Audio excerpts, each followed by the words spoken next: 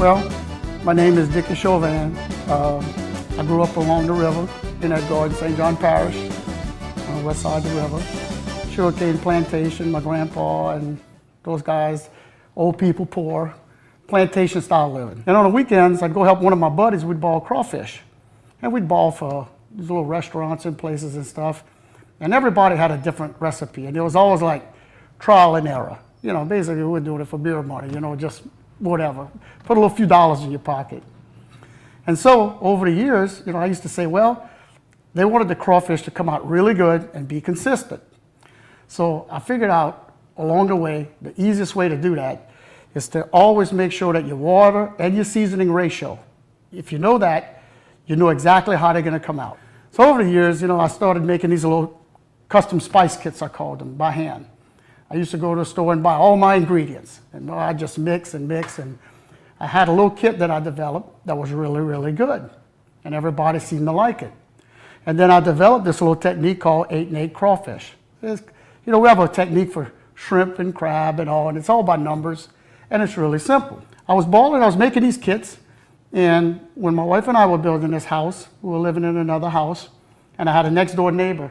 And then this article right here, I mentioned this, and when they did this article, his name was Bert Carlos. He died. He eventually died of cancer, a good friend of mine. He was a professional cook or chef over the years, but eventually, you know, he worked as a sales rep. But as he got older, all he did in Baker was his #1 job was to go to all of their larger clients, all field customers, Anadarko, Exxon, whoever it was they, you know, do business with, and he'd boil seafood, barbecue for them, and cook.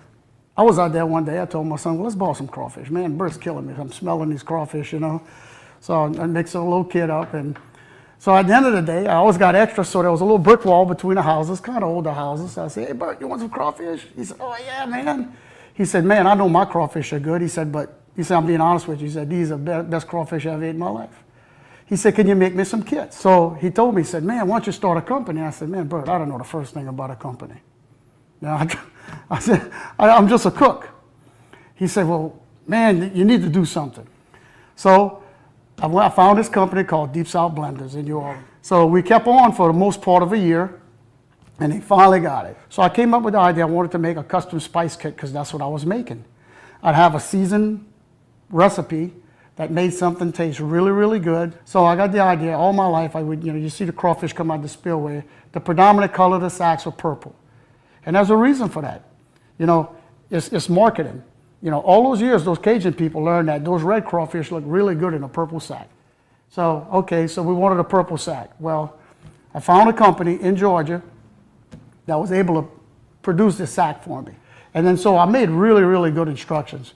Well, that was another deal.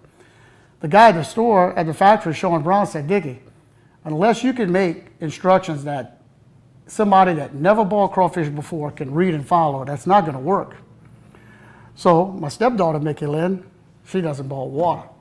So the big challenge was, my son and I came home and said, okay, I'm going to give this kit to Mickey Lynn. So Mickey Lynn, you boil these crawfish and see if you can follow these instructions. And she did.